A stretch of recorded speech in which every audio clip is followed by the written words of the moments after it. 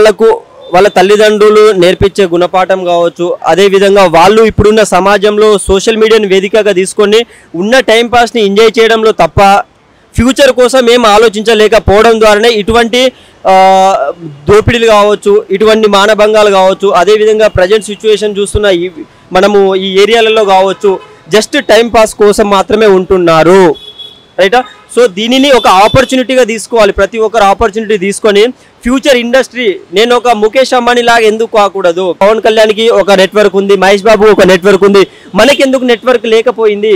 So మనం ఏదైనా చేయాలనుకుంటే జీరో ఇన్వెస్ట్మెంట్ ఆపర్చునిటీ ఉంది, దాన్ని యూట్యూబ్ ఉంది, యూట్యూబ్లో అవసరం ఉన్న కొన్ని వీడియోలను సెర్చ్ చేసుకొని ఫ్యూచర్ కోసం డెవలప్మెంట్ చేసుకోవాలని మనస్ఫూర్తిగా కోరుకుంటున్నానండి.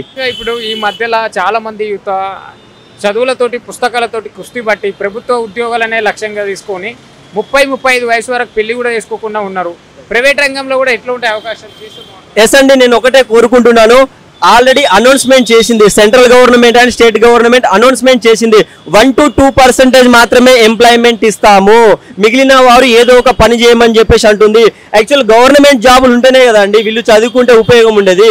గవర్నమెంట్ జాబులు అమీర్పేట, దిల్సుఖ్ నగర్, అదేవిధంగా ఎస్ఆర్ నగర్ చూసుకున్నట్లే కొన్ని లక్షల మంది 2-3 సంవత్సరాలు 4 సంవత్సరాలుగా ఇక్కడ చేస్తూ ఉన్నారు. 10 సంవత్సరాలుగా వీళ్ళ ఎక్స్పీరియన్స్ని ఇక్కడ వీళ్ళు బిల్డ్ చేస్తూ ఉన్నారు. ఎక్కడ జాబులు అయితే లేవండి, ఏదో ఒక ప్రైవేట్ సెక్టర్లోనే చేయాలి, అదే 10-15 ఏళ్ళకు బానిసత్వం ఉండాలి తప్ప వేరే అవకాశాలు అనేది గవర్నమెంట్ మీద హోప్స్ పెట్టుకుంటే గవర్నమెంట్ జాబులే లేవు, ఎవరికి రాదండి, ఇది పక్కాగా చెప్తున్నాను. ఇప్పుడు ఎట్లుంది ఈ మధ్య కాలంలో, ఎట్లా ఉంది అసలు ప్రభుత్వ రంగం పరంగా చూసుకున్నా, ప్రైవేట్ రంగం పరంగా చూసుకున్నా, ప్రైవేట్ రంగం పరంగా కూడా మంచి అవకాశాలు ఉన్నాయనుకోవచ్చా? ఎంచుకోవడం కరెక్టేనా ఈ కాలంలో?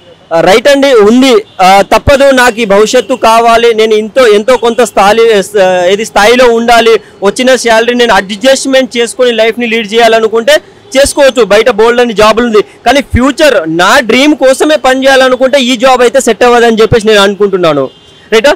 సో దానికి మెయిన్గా నా దగ్గర ఒక ఆలోచన ఉంది, నెక్స్ట్ ఐ విల్ మీట్, ఎందుకంటే నెక్స్ట్ ఫర్దర్గా నేను కూడా కొన్ని ఇన్ఫర్మేషన్ యూట్యూబ్ ద్వారా ఈ మధ్య అసలు అంటే 10th ఇంటర్ డిగ్రీ ఫెయిల్ అవ్వడమో, లేకుంటే అనుకున్న ఉద్యోగం సాధించకపోతే, ప్రభుత్వ ఉద్యోగం సాధించకపోతే కూడా ఈ మధ్యలో చిన్న వాటికి కూడా సూసైడ్ చేసుకునే పరిస్థితున్నాం మనం. అలాంటి వాళ్ళకి ఏం చెప్తారు?